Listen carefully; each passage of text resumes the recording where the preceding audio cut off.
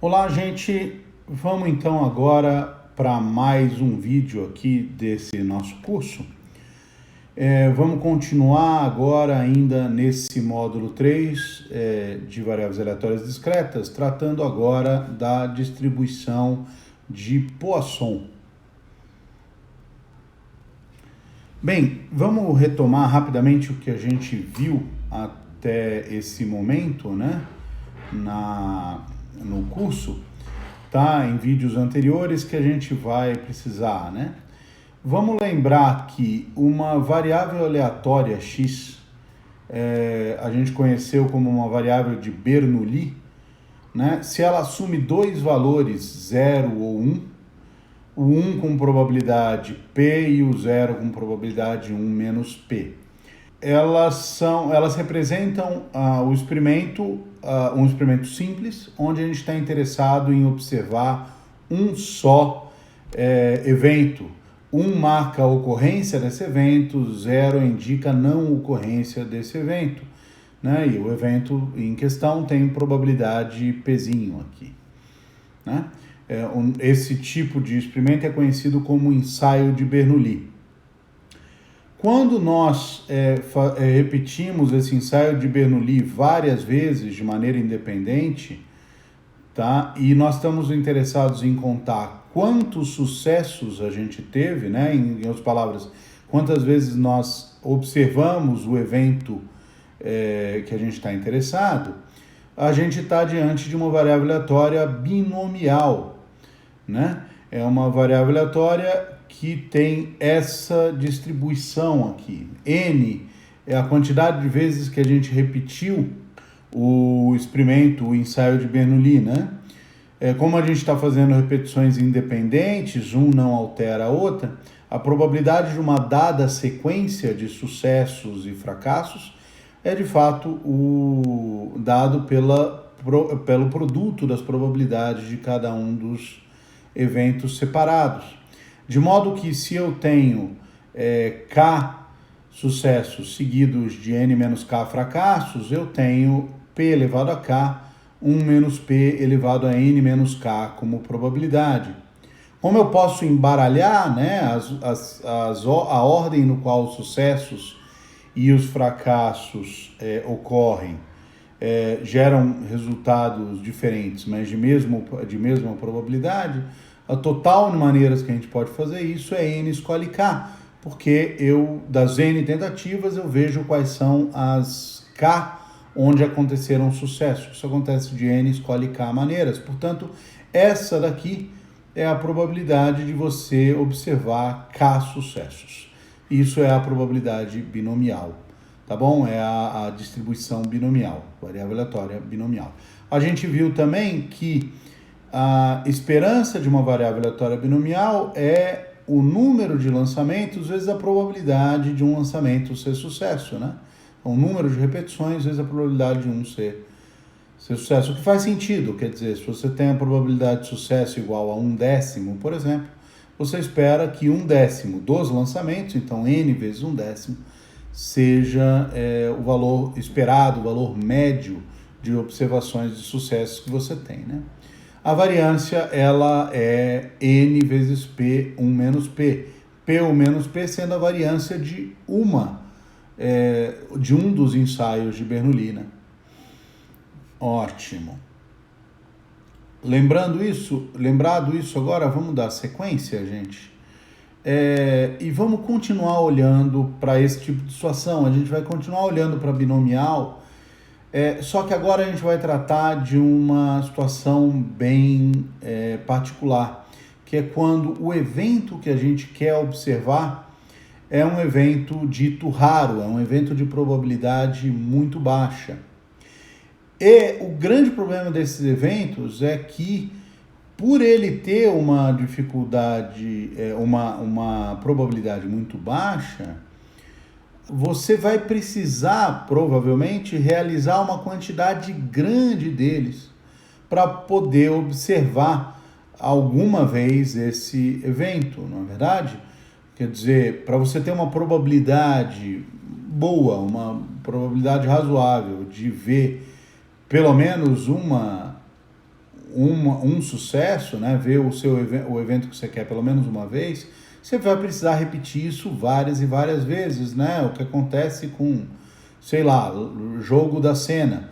A probabilidade de você ganhar é tão baixa que você tem que jogar demais para conseguir ganhar ao menos uma vez, né? De fato, uma vida inteira não é o suficiente, né? Ótimo, eu tô olhando então para esse problema, tá bom? Vamos deixar isso bem claro. Tem um evento A que eu quero observar, a probabilidade dele é P, que é próxima a zero, é pequena. Tá? X é a variável aleatória que vai contar o número de ocorrências de A em N repetições. Tá? É basicamente isso que eu quero. Como a média, isso aí eu estou tratando então de uma binomial, né? E como a média é N vezes P, né? São N repetições e probabilidade P de ocorrência. Se eu quero que NP seja próxima de 1, né? Eu vou precisar que o N seja próximo de 1 sobre P, né? Tá ok? É basicamente isso daqui. Você vai ter... P é pequeno, 1 sobre P é grande, então você vai precisar que o número de repetições seja dessa forma daqui, caso você queira uma média próxima de 1. Se você quer uma média próximo de um lambda, né? Você quer NP próximo a um certo lambda, você não quer só média 1, você quer média 3, 4, por alguma razão, você já vai precisar aí que o N seja próximo de lambda sobre P, né? Se o lambda é grande, isso vai ficar ainda maior, né? Ou ainda uma outra forma de pensar, né? Uma outra forma de pensar que P seja lambda do tipo lambda sobre N. O que eu quero dizer com isso? Que se eu fiz N repetições, eu vou conseguir observar eventos que tenham essa probabilidade uma média lambda de vezes. É isso que eu estou querendo dizer aqui, né? E é de fato esse raciocínio que a gente vai usar agora, né? Então, vamos usar esse raciocínio e a gente vai fazer P igual a lambda sobre N. Eu estou vendo qual é a probabilidade de eventos... qual a probabilidade de eventos que eu consigo ver mais ou menos lambda vezes quando eu tenho N repetições. É isso que eu estou pensando, tá? E a ideia aqui é fazer o N crescer. Se o N cresce, gente, se o N é muito grande, o P é muito pequeno. E a gente vai fazer a relação por aqui, tá?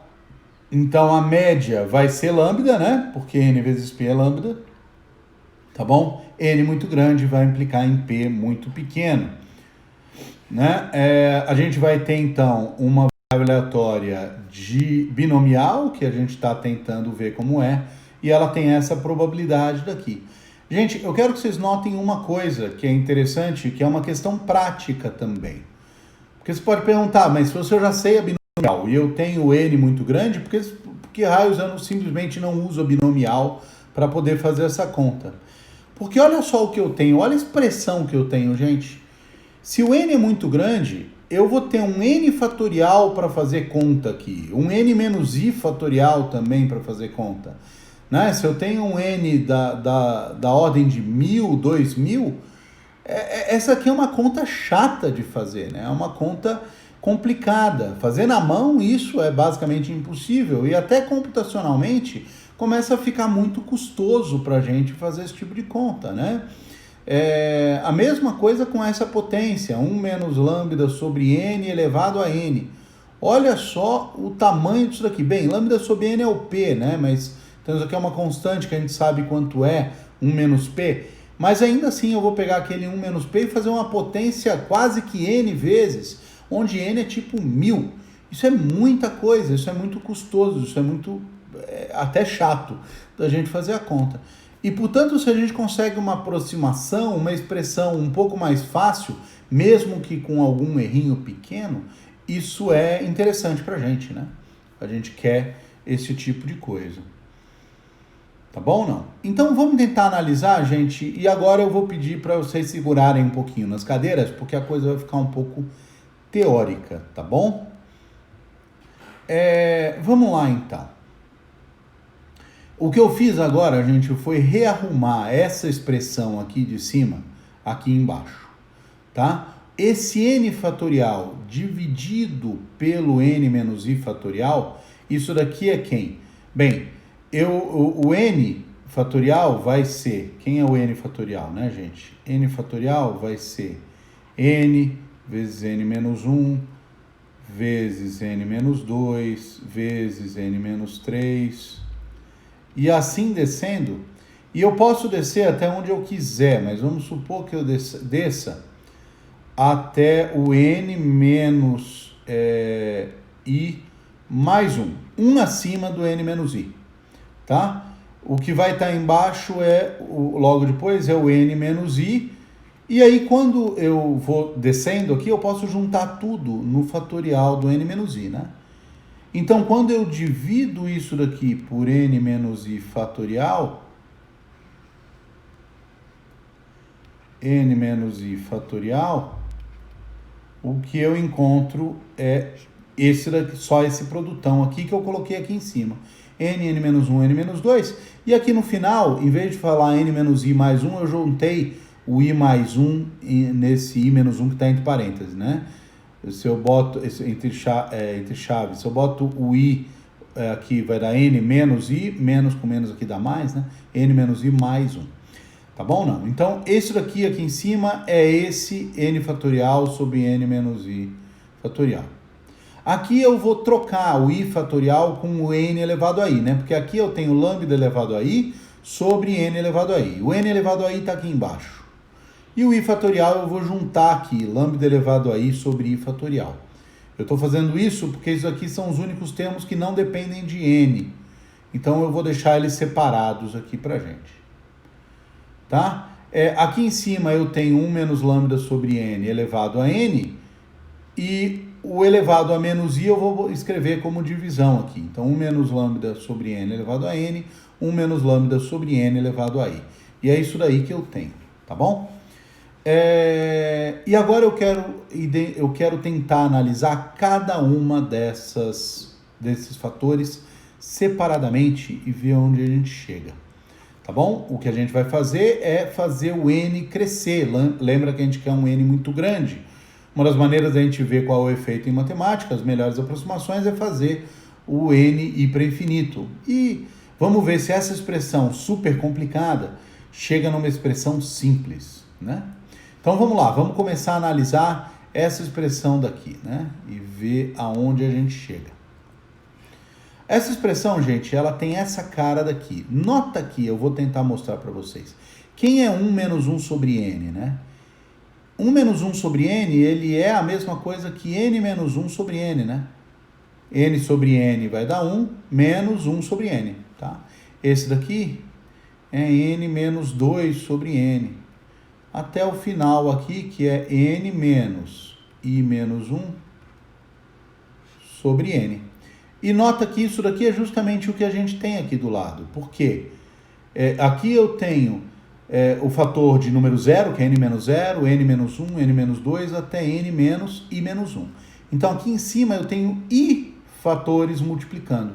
E aqui embaixo eu tenho também, né, n vezes n vezes n vezes n, i vezes, né? E, portanto, eu também tenho i fatores.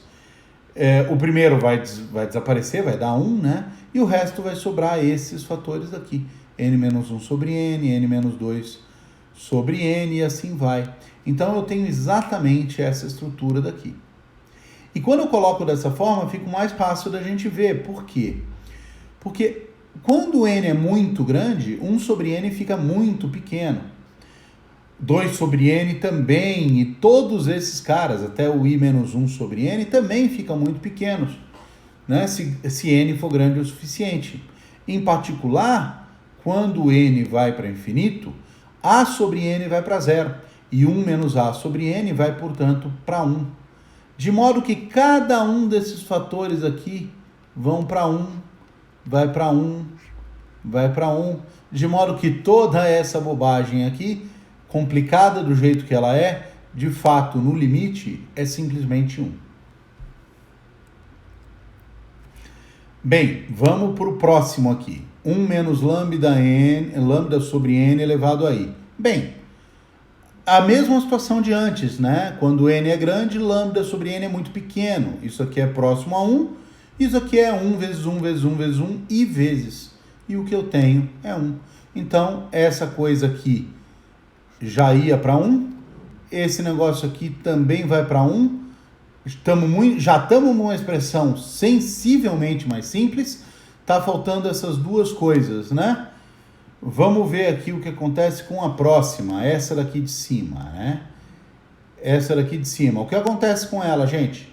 Aí eu vou pedir para vocês lembrarem lá de bases matemáticas, quando a gente falou desse limite fundamental aqui, né? A gente falou para vocês que o limite, quando o n vai para infinito, né? De 1 mais x sobre n, é igual a e elevado a x. Essa é uma das maneiras de definir quem é exponencial, né? Se eu faço x igual a 1, eu tenho definição desse número de Euler aqui. Isso aqui é um dos limites chamados de limite fundamental. A gente viu uns 2 ou 3 em bases matemáticas. Esse aqui é um deles. Aqui, nessa expressão, eu tenho x igual a menos lambda. Então, esse limite aqui é elevado a menos lambda. Tá bom? O bom é que é uma constante, eu não vou mais depender do n de forma alguma, como era esperado, o n foi para infinito, né? Tá bom? Mas também não vai depender do i, não vai depender de nada disso, é só uma constante. Então aqui eu tenho uma constantezinha. E agora, para terminar, esse lambda i sobre i fatorial, como eu disse lá no início, não depende de n, então ele fica lá parado. Então a gente tem o quê? Isso daqui vai para 1, isso daqui vai para 1. Isso daqui vai para e elevado a menos lambda. Então sobra o que para a gente? E elevado a menos lambda sobre isso daqui, né? Vezes, perdão, isso daqui. E, portanto, esse limite fica igual a e elevado a menos lambda, lambda i sobre i fatorial. Tá ok? Sendo um pouco chato, a gente agora precisa verificar que esse negócio ainda é uma probabilidade, né? Que para isso aqui aproximar bem o que a gente quer, isso tem que ser uma probabilidade. Mas a gente sabe que é positivo. Uma das coisas que a gente precisa verificar é que a soma disso daqui, para todos os valores de i, é igual a 1. A gente precisa saber que isso daqui acontece para que isso seja uma aproximação realmente para uma probabilidade. Para isso, gente, e aqui tem um pequeno erro aqui, esse x é minúsculo, não tem importância, a gente vai precisar agora fazer uma pausinha na probabilidade para falar de uma série. Se vocês já viram um vídeo de geométrica, vocês viram que a gente já tratou lá de uma soma infinita, que a gente chamou de série geométrica lá, né? E aqui a gente vai tratar de outra. Diferente do que a gente fez no vídeo de geométrica, eu não vou entrar em detalhes, tá bom? Não, a gente vai fazer uma soma um pouco diferente. Aqui é uma soma que vai depender de uma variável xzinho aqui, tá bom? E o que a gente quer mostrar é que essa soma x elevado a i sobre i fatorial, tá? Para qualquer x que eu usar, se o i é igual a 0, eu tenho x elevado a 0 igual a 1. Dividido por 0 fatorial, que é 1, tá bom? Então eu teria 1 mais x quadrado sobre 2 fatorial, mais x ao cubo sobre 3 fatorial, e assim vai, que essa soma de fato é igual a e elevado a x. Tá? Eu não vou mostrar isso para vocês aqui nesse vídeo. O nome disso daí é uma série de Taylor da função e elevado a x. E eu deixei isso escrito nos slides, a motivação está lá escrita, e quem quiser dar uma olhada lá. Quem ficar muito interessado também, a gente vê isso numa disciplina chamada Sequências e Séries lá na matemática, que é uma disciplina bem legal e que eu recomendo para vocês. Tá bom? O que eu vou fazer agora é simplesmente tentar mostrar isso daqui graficamente, tá certo? eu vou fazer o seguinte, eu vou pegar essas parcialmente, eu vou pegar 1 mais x, e depois eu vou pegar o polinômio de grau 2, depois eu vou pegar o polinômio de grau 3, depois o polinômio de grau 4, e vou mostrar que graficamente os gráficos desses polinômios ficam muito parecidos com o gráfico da exponencial. Vocês vão ver o que eu quero dizer, inclusive, por parecido. Tá? Vamos lá, então. Olha lá, gente. O que eu fiz aqui foi desenhar para a gente os dois gráficos ao mesmo tempo. Tá? Aqui é o gráfico do polinômio 1 mais x, é a primeira aproximação ali, né? Eu só estou somando os dois primeiros termos, depois eu vou somar mais termos, tá? E vendo o que acontece. E bem, é bem diferente, né? Eu tenho só uma reta tangente aqui no zero, tá certo? Então, no zero, eles são iguais. Depois do zero, pertinho do zero, é bem próximo, a aproximação é boa, né? Tá bom ou não? Que é o que a gente já vê em cálculo lá em FUVE, a gente já vê que isso daqui é verdade, né? Isso aqui é a reta tangente, está próxima do gráfico para os valores próximos do ponto de tangência, né? Mas o que eu vou fazer agora é aumentar o grau desse polinômio e ver o que acontece. Olha lá, gente, já fui para n igual a 2. E para n igual a 2, olha só que coisa, já parece que deu uma melhorada, né? Quer dizer, continua igual no zero, tá? Mas agora eu estou mais próximo num intervalo um pouco maior em torno do zero. E quando eu aumento o grau do polinômio, agora eu vou para grau 3, olha que expressão aqui embaixo, você vai ver que o intervalo onde essa aproximação é boa está ainda maior, né? Se eu vou para x igual a quarta, olha só, tá? O intervalo parece ter aumentado um pouco mais, né? Para x igual a quinta, aumenta um pouco mais. Vamos aumentar aqui e fazer já x igual a 14. Olha só, o polinômio ficou gigante, é isso daqui, né? Mas olha lá o que aconteceu. Para quase todo mundo lá, eu diria que entre menos 5 e... Eu não sei nem te dizer aqui aonde, né? Porque aqui a gente consegue ver o gráfico até o 4, mais ou menos, mas até onde a gente consegue ver, aqui do lado positivo já tá bom, e do lado negativo também até o 5, mais ou menos, né? Até o menos 5, mais ou menos. Tá bom ou não? E à medida que a gente vai aumentando o grau, olha só o que acontece. Ué! E, de repente, lá com grau 72, e nota que eu vou somar infinitos desses termos, né? Então, 72 ainda é baixo, tá? Até onde a gente consegue alcançar aqui nesse nosso exemplo, tá tudo grudadinho, você quase não vê diferença.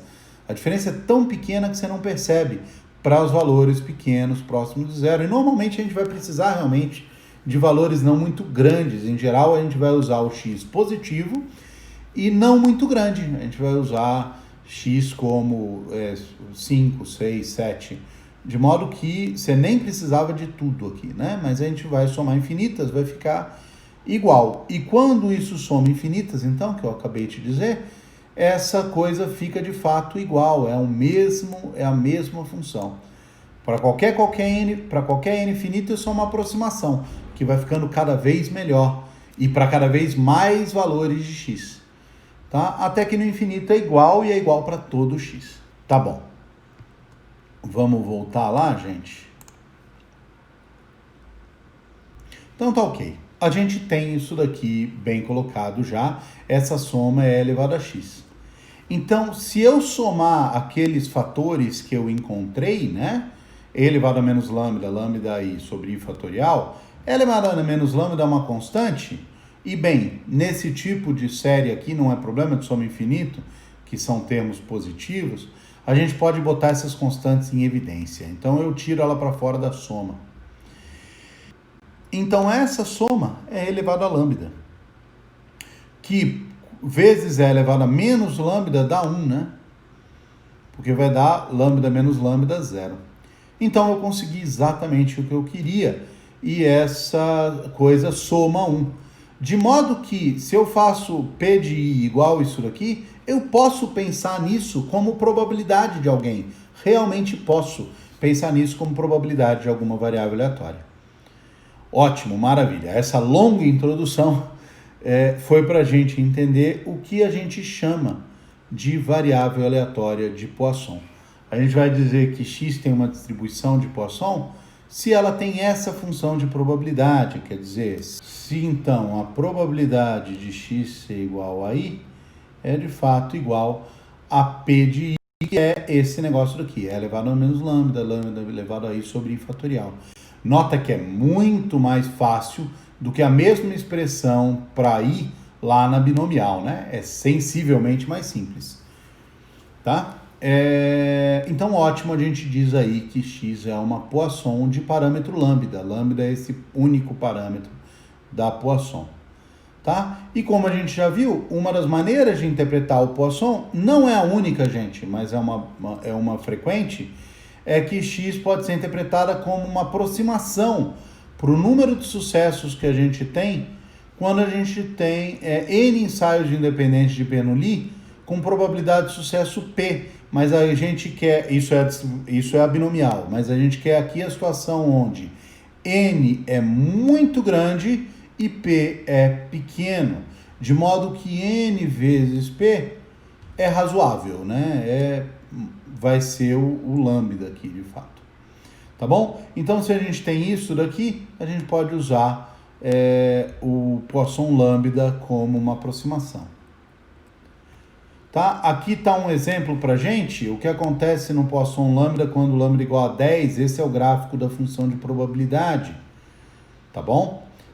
Vocês vão ver que ela cresce, até que no meio do caminho aqui, mais ou menos ali no 9 ou 10, ela atinge o máximo dela. Não coincidentemente, esse daqui é o lambda, tá bom? A gente vai ver mais para frente, pior do que isso, que o lambda é a média, tá? Então, esse aqui é o lambda, é mais ou menos o topo tá ali, né? Aqui tá entre o 9 e o 10 o topo. E depois começa a decrescer e bem rápido depois disso, tá bom? Se a gente olhar aqui para uma binomial, e aqui eu errei, gente, não é binomial 20,5, aqui é uma binomial 200 e 0,05, tá? Vocês vão ver que o gráfico não é muito diferente, tá? Não é igual, mas não é muito diferente. Aqui é difícil da gente ver, mas olha lá, tá bom? De fato, a melhor forma da gente ver isso é olhando isso para um gráfico de verdade. Então, eu vou mostrar isso daí agora. Olha aqui, gente. O que eu tenho aqui? Eu tenho, mais uma vez, uma binomial aqui, tá bom? Parâmetros de uma binomial NP para a gente escolher. E aqui tem todas as contas aqui da binomial de esperança, variância, desvio padrão, tá? O que a gente vai ver agora é o que acontece quando a gente altera esses parâmetros, tá bom? Primeira coisa que eu quero chamar a atenção de vocês é isso, é que se o P é muito pequeno, aqui o P é de 0,1%, é muito baixo. Se eu faço 20 repetições, gente, a chance de eu ter um evento é menor do que 0,02, sei lá, é muito pequeno, né? É muito pequeno essa probabilidade de eu ver um. Tá? A grande probabilidade é que eu não veja nada. Eu preciso aumentar o N para ter uma probabilidade razoável, né? E, ó, eu vou aumentando e a barrinha aqui do 0 nem desaparece. A do 1 vai subindo e eu precisei chegar em N perto de 200 para ter uma probabilidade de 20%. De ver 260 quase, para ter uma probabilidade de 20% de ter 1, né? Então vai um pouco mais de 20%. Um quarto, mais ou menos, a probabilidade de eu ter mais do que 1. Tá bom ou não? A média é muito baixa. A média aqui, o valor médio de vezes que eu observo ainda é 0,259. É muito pequeno isso, né? Para eu ter uma média grande, olha lá. Tá? Olha onde é que eu estou chegando. Já estou em 400 repetições e nada, né? Tem uma média pequena ainda. Para eu ter uma média boa, eu preciso de um N tipo 1000. Tá? Um N igual a 1000 repetições desse negócio, com uma probabilidade dessa, eu tenho um cara igual a 1. Tá? E as contas são péssimas. Só que a gente nota que, Para coisas muito acima do 5 aqui, essa probabilidade é zero quase, né? Só interessa nessas daqui. Só que fazer a conta aqui, eu estou lidando com 1000 fatorial, etc., que a gente não quer. Olha só o que acontece se eu pego uma Poisson. E aqui eu tenho uma Poisson. Mas aqui um Poisson com lambda 100, eu deixei lá em cima esse lambda. Olha aqui, o lambda, como eu disse, ele está bem no meio do caminho da Poisson. O lambda a gente vai ver daqui a pouco é de fato a média da Poisson. À medida que eu movo isso, você vai vendo que a média diminui, né? O lambda vai diminuindo, obviamente, junto aqui, né? Eu quero que vocês chamem a atenção numa outra coisa, que a variância diminui, tá? A curva vai ficando mais apertada também. Mais tarde a gente vai ver isso. Mas olha aí, eu vou abaixando aqui, tá bom? E eu realmente preciso de um lambda perto do NP, perto de 1, para a aproximação acontecer. E olha o que acontece quando o lambda é 1. A gente fica quase em cima, você nem percebe diferença. A diferença é muito baixa quando o mi é igual ao lambda. Tá bom ou não? Se eu faço o lambda diferente de 1, ainda perto de 1, a aproximação não é para nada boa aqui, né? Eu realmente preciso do lambda bem em cima do 1. 1.1 não vai, tem que ser 1 mesmo para ter uma boa aproximação, né? Tá bom? Vamos fazer outros experimentos rapidinho aqui. Eu vou fazer um P tipo 0,34 e vamos ver o que acontece. Aqui, se eu mantenho 1000 repetições, eu tenho N vezes P igual a 34. Vamos fazer o lambda perto de 34 para ver o que acontece. 31,2 não vai, mas eu vou aumentando, vai melhorando, né? Ó. Se eu chego no 34, tá ali, ó. A diferença é muito pequenininha, quase não dá para notar, né? Se eu vou para 34,1, também fica boa, né? Tá bom? Você pode usar próximo de NP, tá? Mas se a gente usa NP, é o melhor mesmo. A melhor aproximação vai estar aqui no NP. Tá bom? Não. Então, lambda igual a NP é o que a gente precisa. Vamos só mais um exemplo. Aqui eu vou precisar uma probabilidade um pouco mais alta, ainda baixa. E aí a gente não precisa de tanta aproximação, né?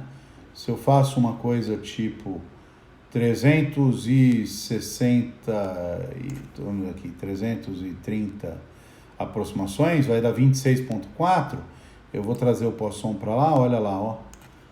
26,4. Ó, ficou uma boa aproximação. Tá ok? Não, tá bom? Vai ficar melhor se eu repetir muitas vezes, né? 700, aqui não vai dar um número inteiro, então do jeito que eu fiz ali vai dar aqui, ó. Pronto. E aí 57,2, vamos ver o que acontece. 57,2. Olha a aproximação aqui, ficou bem boa, né? As diferenças são muito pequenas, tá bom? Mas realmente, quando você tem tipo 1000 caras, a aproximação costuma ficar ainda melhor. Vamos ver aqui 80, tá? Porque lembra que a gente fez o N para infinito lá no nosso coisa, e a aproximação vai ficando ainda melhor. Tá bom, gente? E é essa a questão. Eu vou deixar esse appletzinho no Moodle para vocês brincarem um pouco com ele e tentar entender o que está acontecendo. Tá bom? Vamos voltar lá então. Ótimo. Vamos fazer um exemplo aqui, vamos fazer alguma conta, né? Que a gente não fez muita ainda. Vamos supor então que os erros tipográficos na edição de um livro de 300 páginas estejam distribuídos aleatoriamente em uma média de um erro a cada 100 páginas. Qual é a probabilidade de a gente achar no livro todo nenhum erro tipográfico, pelo menos 2 erros tipográficos, etc, etc. Tá bom? Eu estou aqui pensando em 300 páginas de um livro, que é algo já bastante grande. E em cada página, mesmo que eu conte apenas um erro por página, a probabilidade de ter um erro ali é de 1 sobre 100, que é bem pequeno, né?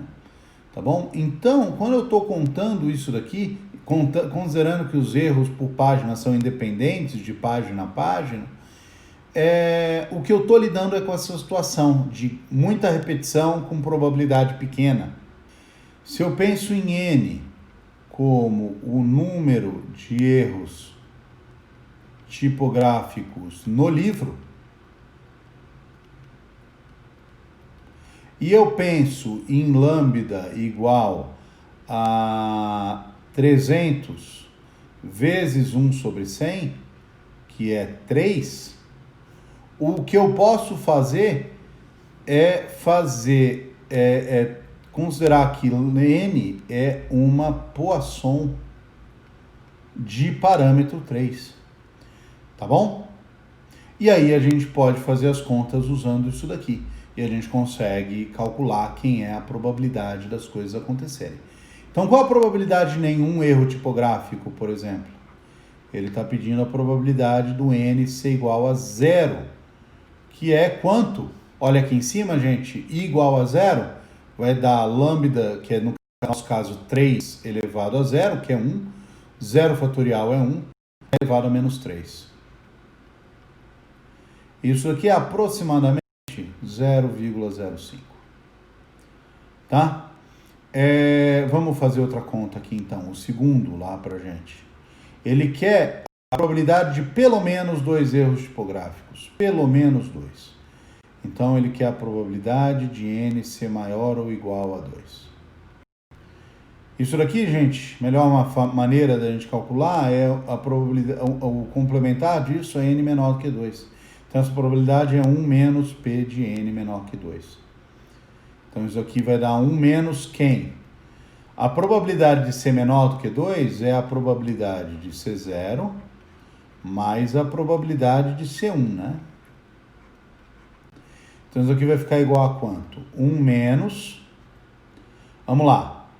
N ser igual a 0 é elevado a menos 3 aqui.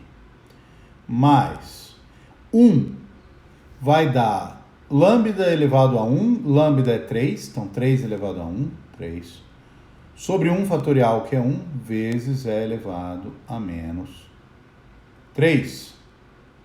Não é isso? Tá ok? Então, pelo menos 2 erros tipográficos, n maior ou igual a 2, vai dar isso daqui. Então, isso aqui vai dar 1 mais 3 dá 4, vezes o 0,05 dá 0,2, então isso aqui dá mais ou menos 0,8, tá bom? E tá feita a nossa conta. É aproximado isso daqui, mas tá bom pra gente. Mais ou menos 0,8 é a probabilidade do n ser maior ou igual a 2. Vamos fazer esse terceiro aqui?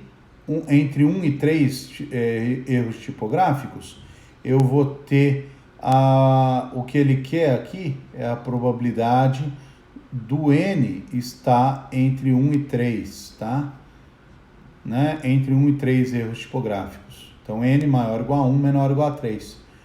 Bem, que valores que o n assume entre 1 e 3? É o 1, o 2 e o 3, né? Então, o que dá aqui? Dá e elevado a menos 3 para n igual a 1 vezes 3. Porque olha aqui, ó, lambda elevado a i, né? O lambda é 3, lambda elevado a 1 sobre 1 fatorial, vezes a elevado a menos 3. Se eu vou para o 2, eu vou ter 2, vai ser lambda ao quadrado, então vai ser 3 ao quadrado, dividido por 2 fatorial, né? Então, 2 fatorial vezes e elevado a menos 3. Mais, no 3 vai dar lambda elevado ao cubo, 3 elevado ao cubo, sobre 3 fatorial, vezes e elevado a menos 3. Se a gente fizer essa conta direitinho, vai dar, eu boto e elevado a menos 3 em evidência, vai sobrar 3, mais, aqui vai dar 9 sobre 2, aqui o 3 do 3 fatorial também simplifica, também vai dar 9 sobre 2, tá? Então vai dar 9 sobre 2 mais 9 sobre 2 é 9, mais 3 é 12, e vezes 0,05, que era o e elevado a menos 3, vai dar aproximadamente 0,6, tá bom? Então, tá bom aqui pra gente, fizemos a conta que a gente queria. É simples, não tem muito que pensar mesmo, a gente sabe qual é a probabilidade e a gente faz as contas aqui, tá certo? O que a gente tem que fazer agora, aqui, gente, é tentar entender, então, quais são o tipo de situação que a gente pode pensar em Poisson, tá certo ou não? Situações clássicas, que acontecem bastante, inclusive, em modelagem, etc., é isso daqui. Pessoas que trabalham com problemas populacionais, pessoal do IBGE, etc., né? Ele está o tempo inteiro pensando em coisas desse tipo. Por exemplo, o número de pessoas de uma certa população que vivem mais do que 100 anos.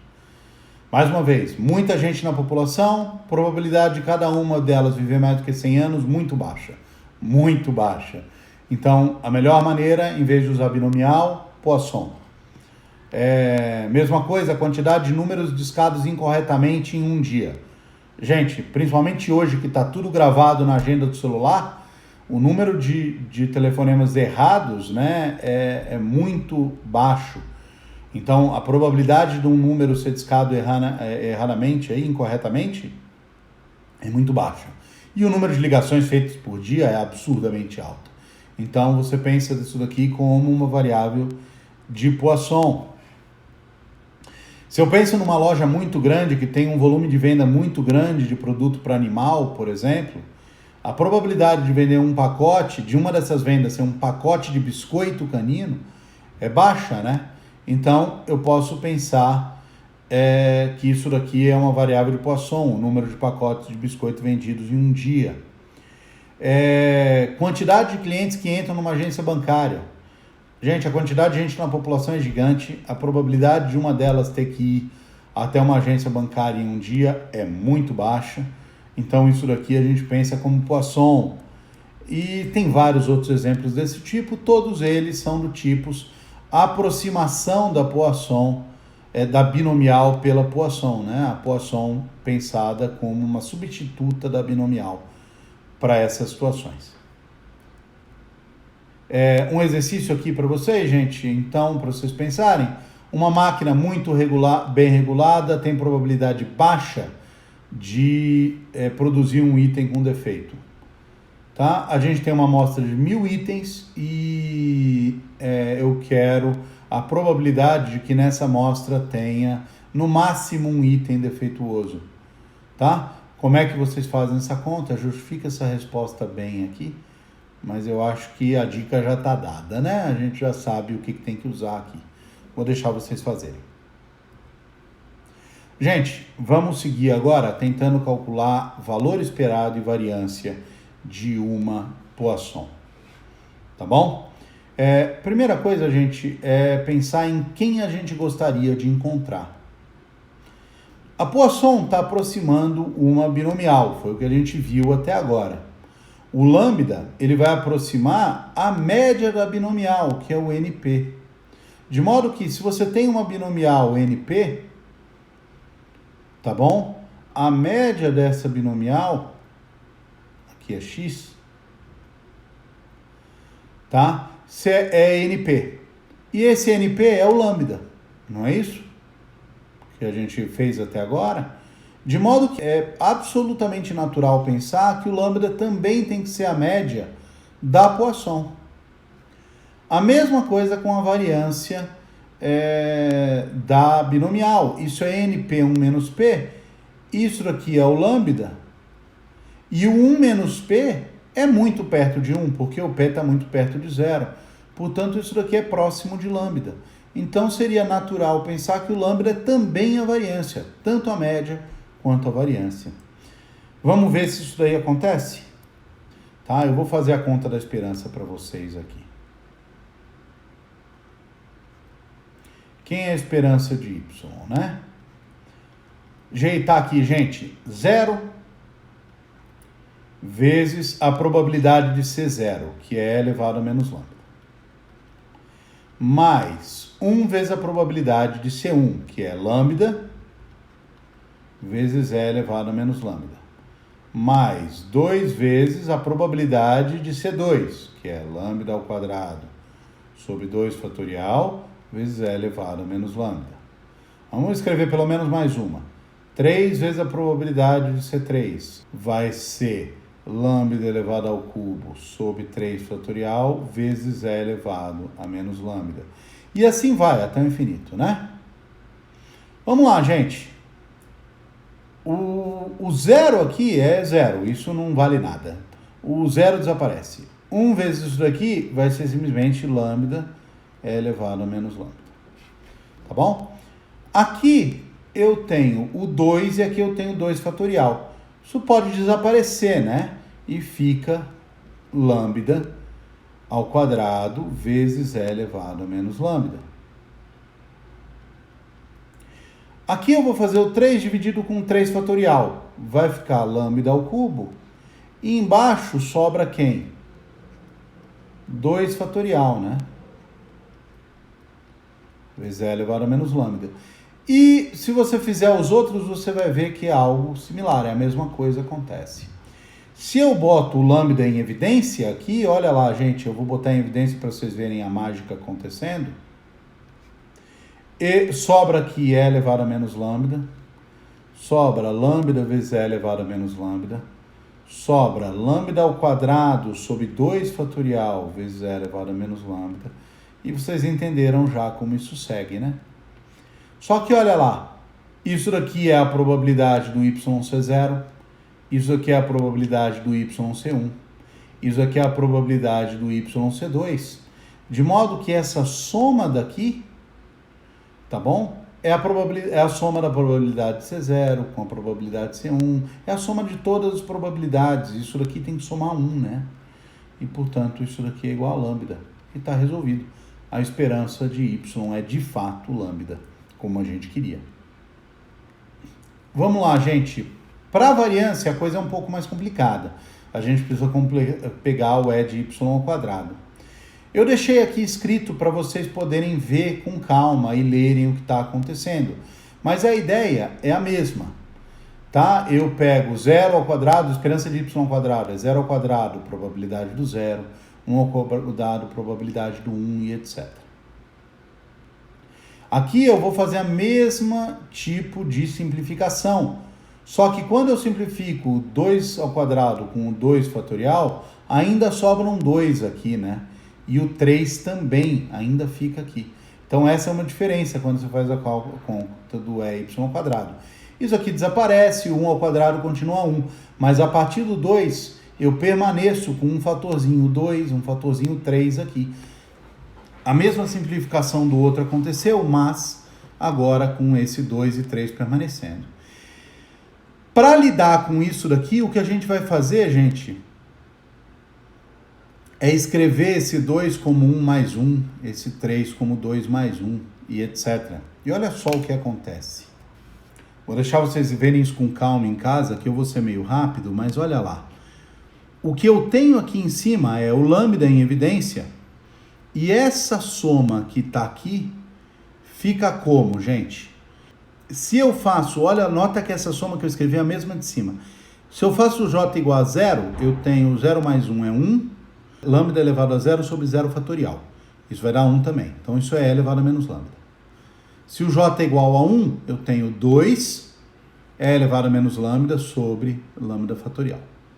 Tá bom ou não? É isso daqui que eu tenho. Eu estou pensando isso como j mais 1. E o que eu vou fazer é distribuir isso daqui. Tá? Fazer isso daqui vezes j e somar. E depois eu vou fazer isso daqui vezes 1 e somar. Tá bom? Eu vou separar essa soma. Primeiro na soma com o j, depois na soma com o 1. A soma com 1 é a soma das probabilidades, que a gente já viu. Isso é igual a 1. E a soma com o j é j vezes a probabilidade de ser igual a j. Então essa soma é de fato a esperança. Então o que a gente tem é que e de y ao quadrado é igual a lambda vezes, a esperança a gente calculou é lambda, mais 1. Então isso aqui vai dar lambda ao quadrado mais lambda. E se a gente usar isso agora para calcular a variância, você vai botar direitinho a esperança de y ao quadrado, lambda ao quadrado mais lambda, tirando o quadrado da esperança, que é lambda ao quadrado, sobra lambda também. Isso confirma o que a gente queria, que é tanto a esperança quanto a variância de uma variável aleatória de Poisson são de fato lambda. Tá? O parâmetro da Poisson é tanto média quanto variância, né? Bem mais fácil de lidar do que com a binomial, né? Vamos então fazer mais um exercício aqui, mais um exemplo para gente. Vamos supor que o número de acidentes que ocorrem em uma rodovia a cada dia seja uma variável aleatória de Poisson com parâmetro 3. Vamos determinar então aqui 3 coisas. Primeiro, a probabilidade de que 3 ou mais acidentes ocorram hoje. Tá bom? Segundo, a probabilidade de que 3 ou mais acidentes ocorram hoje, dado que pelo menos um acidente ocorreu. Ok? E por último, o número esperado de acidentes que ocorrem em 7 dias dessa semana. Vamos ver como é que a gente faz isso. A primeira coisa que a gente vai fazer, gente, é que N vai ser para a gente o número de acidentes em um dia. Tá bom? E ele está falando para a gente que o número de acidentes em um dia vai ser uma variável aleatória de Poisson com o parâmetro 3. Né? De modo que no 1, eu quero calcular a probabilidade de N ser maior ou igual a 3, né? E aqui a gente já está escolado, já sabe como faz isso daqui. Vai ser 1 menos a probabilidade de N ser menor do que 3. A probabilidade de N ser menor do que 3 é probabilidade de ser 0, que é E elevado a menos 3, mais a probabilidade de ser 1, que é 3 vezes E elevado a menos 3, mais a probabilidade de ser 2, né? O 2 ainda é um valor menor do que 3, então vai dar 3 ao quadrado, 9, sobre 2 fatorial, 2, vezes E elevado a menos 3. Tá bom? É isso daqui. Isso aqui vai ficar aproximadamente de 0,57681, em 5 casas decimais é isso daqui. Tá bom, gente? Ótimo. Vamos fazer uma segunda aqui. A segunda vai ser... o que ele está pedindo para a gente é a probabilidade de ocorrer 3 ou mais acidentes, então continua sendo o mesmo evento, N maior ou igual a 3, mas agora condicionado, né? Porque dado que pelo menos um acidente ocorreu hoje. Então, dado que N maior ou igual a 1, né? Isso aqui vai ficar como, gente? Vamos lá. Probabilidade da interseção, N maior ou igual a 3, e N maior ou igual a 1, dividido pela probabilidade de N ser maior ou igual a 1. Olha lá, gente. Olha lá. Se o N é maior ou igual a 3, em particular, ele é maior ou igual a 1. De modo que, se os dois acontecem ao mesmo tempo, o que aconteceu de fato é o N maior ou igual a 3. Esse evento está contido nesse. E a interseção é só ele, né? Probabilidade de N maior ou igual a 3, dividido pela probabilidade de N ser maior ou igual a 1, né? Isso vai dar quem? Aqui em cima a gente já calculou 0,57681 dividido por... Aqui, gente, o complementar disso é N igual a 0, né? N menor do que 1 é N igual a 0. Então isso aqui vai ser 1 menos a probabilidade do 0, que é E elevado a menos 3. Tá? Então se vocês fizerem essa conta, vocês vão encontrar algo em torno de 0,6, se eu não estou enganado. Algo mais ou menos assim. Tá? E tá resolvido pra gente essa daqui.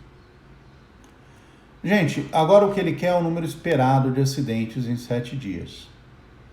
Mas olha lá, em um dia,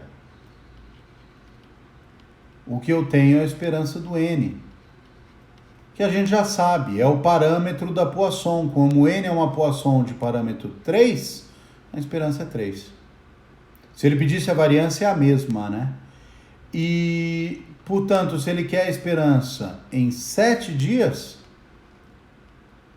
vai ser 3 acidentes por dia, né? Então, esse 7 vezes 3 igual a 21 acidentes. Esse é o número de acidentes que você espera em 7 dias. Gente, um outro local aqui, para poder ir já para o final desse vídeo aqui, eu queria falar para vocês de uma outra situação onde o Poisson acontece, que não é, nem sempre é fácil de ver isso como uma aproximação da binomial, mas que também é bastante comum. São quando a gente está querendo contar um total de ocorrências em um dado período aí, de eventos que ocorrem em intervalos de tempos meio que independentes um do outro, tá bom ou não? Tem vários exemplos desse tipo, exemplos geológicos são bons, como terremotos, tá? Eu não estou falando das repetições de um mesmo terremoto, estou falando apenas de terremotos novos, né? Eu pego um terremoto, até acontecer um próximo demora um certo tempo, para acontecer o outro demora um outro tempo, que a gente considera que é meio independente do primeiro. Então você tem uma sequência de coisas aí, mais ou menos independentes, uma sequência de tempos mais ou menos independentes. E o número de eventos que eu consigo, então o número de terremotos ao longo de, sei lá, 20 anos, pode ser considerado como uma variável aleatória de Poisson. É normalmente considerado dessa forma. Erupções de vulcão, a mesma ideia. Entrada de pessoas em um determinado estabelecimento. Você pode pensar como uma aproximação da binomial, como a gente já viu lá atrás, ou você pode pensar que entra uma pessoa, aguarda um tempo, entra outra, aguarda um tempo, entra outra, e esses intervalos de tempo são meio que independentes um do outro. Situações desse tipo são comumente também aproximadas por Poisson. Tá bom? Conflitos bélicos em uma dada região, elas são espaçados um do outro, e a gente considera, normalmente usa como Poisson para modelar. Ligações telefônicas em uma central, mesma situação dos bancos, você pode até pensar como uma aproximação não binomial, mas pode pensar em quanto tempo demora entre uma chamada e outra. Então vamos lá, gente.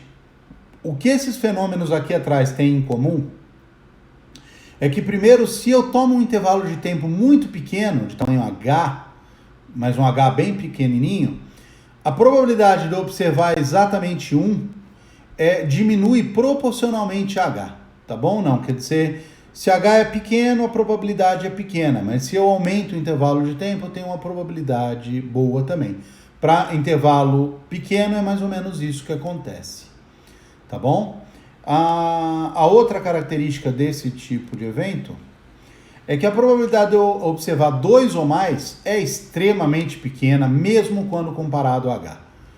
Tá bom ou não? Então, se H é um intervalo de tempo de 1 segundo, a probabilidade é ser extremamente mais baixa do que esse 1, né? Muito, muito, muito baixa. Se o H é um intervalo de meio segundo, essa probabilidade seria muito mais baixa do que meio. Tá? Então, baixa com um H muito mais rápido do que o H em si. Tá? Essa é outra característica desse tipo que você quer nesse tipo de fenômeno. E a outra é que o total de eventos que você observa em intervalos de tempos que não se sobrepõem são independentes. São mais ou menos essas 3 características que são buscadas. A gente não vai se preocupar muito em buscar cada uma delas nos exercícios aqui. É só para comentar com vocês realmente, tá? E nesses casos, o que a gente fala é que a gente não tem nem só uma variável de Poisson, mas a gente tem uma variável de Poisson para cada tempo, tá bom? Então, se eu pego um intervalo de tempo de tamanho t, a gente fala que o número de eventos que ocorreram naquele intervalo de tempo é uma Poisson de parâmetro lambda-t. Tá? Então, mais precisamente do que isso, se você considera um intervalo 0t e você quer ver o número de ocorrências no intervalo 0t, nt vai ser esse número que vai ser uma Poisson de parâmetro lambda-t. Tá? Vamos fazer um exemplo para deixar isso mais claro. Então, suponha que terremotos ocorrem em uma certa região A com uma média de 2 por semana. É aquilo que a gente viu lá atrás. tá? E aí ele pede uma série de coisas aqui. Probabilidade, distribuição de probabilidade de uma outra variável aleatória. Mas antes de fazer isso, vamos botar aqui. O que a gente tem, gente? Número de terremotos, etc., é um dos exemplos que a gente viu. É comum a gente supor, então, que N do jeito que a gente colocou lá, uma Poisson. Tá bom? Só que o que eu vou fazer aqui é olhar, de fato, não para o número de terremotos, já que eu estou falando uma média por semana, ou 2 por semana, e ele está pedindo coisa durante 2 semanas, por exemplo, o que eu vou fixar é um T, né? Então, em T semanas, né? NT terremotos. E em T semanas temos NT terremotos. E aí a gente vai supor que N de T seja Poisson de média 2 por semana. Em outras palavras, 2 vezes T. Tá bom ou não? Então, para o item 1, o que ele quer é o N de 2, né? Porque são 2 semanas. Então, ele quer a probabilidade do N de 2 ser maior ou igual a 3, ser pelo menos 3 terremotos. E aí vocês já estão escolados nisso daqui, tá? N de 2, só para a gente deixar aqui claro, N de 2, gente, é Poisson de parâmetro 2 vezes 2, né? Então, é Poisson de parâmetro 4, tá? Então, isso aqui vai ficar igual a 1 menos a probabilidade do N de 2 ser menor do que 3. E aí, vocês vão terminar de fazer a conta. É 1 menos a probabilidade de ser igual a 0, né? Que é E elevado a menos 4, mais a probabilidade de ser 0, que é E elevado a menos 4 vezes 4, mais a probabilidade de ser 2, E elevado a menos 4, 4 ao quadrado sobre 2 fatorial. Eu deixo vocês terminarem de fazer a conta para ver quanto é isso daqui, tá bom? A outra pergunta é um pouco mais interessante e é para a gente terminar isso daqui já introduzindo rapidamente uma coisa da semana, não diria da semana que vem, mas do próximo módulo, que é de variáveis aleatórias contínuas. O que ele está pedindo para a gente é a distribuição de probabilidade da variável aleatória que conta o tempo, começando de agora até a ocorrência do próximo terremoto. Então, eu estou num momento sem terremotos, eu quero saber quanto tempo vai demorar para o próximo. Se eu chamo de T esse tempo, né? T é o tempo até o próximo terremoto, eu posso pensar que T é variável aleatória contínua, né? Porque eu estou pensando no tempo aqui de maneira contínua, né? Qualquer valor de tempo é possível positivo, né? Então, essa é uma variável aleatória contínua. Então, se eu pego um T pertencente aos reais, T positivo, né? E eu peço quem é o evento T maior do que T, tá? Por que eu estou olhando para o T maior do que T? Porque se eu tentar olhar para T igual a Tzinho, essa probabilidade vai ser 0, uma vez que a variável é contínua, né? Então eu tenho que ver ou para menor ou igual ou maior, né? Esse é o melhor que eu posso fazer. Vamos tentar o maior, vocês vão ver agora por quê. Gente, note que se o tempo para o próximo terremoto é maior do que Tzinho, é porque até o instante Tzinho não teve nenhum terremoto. Tudo bem? Não. Quer dizer, isso daqui acontece, o instante para o próximo é maior do que 5, se, por exemplo, até o 5 não teve nenhum terremoto. Então, isso vale para qualquer tzinho. Quer dizer, esse evento aqui, n de tzinho igual a 0, é igual ao evento, o tempo para o próximo terremoto ser maior do que tzinho. Né? Porque se eu tive 0 terremotos até o tzinho, é porque o próximo terremoto tem que acontecer depois disso, depois do tzinho. Tá bom? Então esses dois eventos são iguais, de modo que a probabilidade de t ser maior do que tzinho, vai ser igual a quem? Vamos devagar.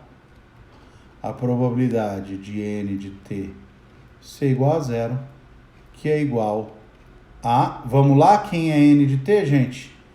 N de t é uma Poisson de parâmetro. São 2 por semana e passaram t semanas. E se passaram t semanas, é 2 vezes t. Tá bom? Então, isso aqui vai ficar probabilidade de ser 0 elevado a menos o parâmetro, que é 2t. E tá aí, tá resolvido pra gente. Essa é a probabilidade do tempo até o próximo terremoto ser maior do que tzinho. Tá bom? E tá feito. Gente, era isso que eu tinha para mostrar para vocês aqui. Então, a gente vai acabar o vídeo aqui. Obrigado, a gente se vê, como sempre, na sala e nos Telegram, nessas coisas que você já conhece, né? Tá bom? Tchau, tchau.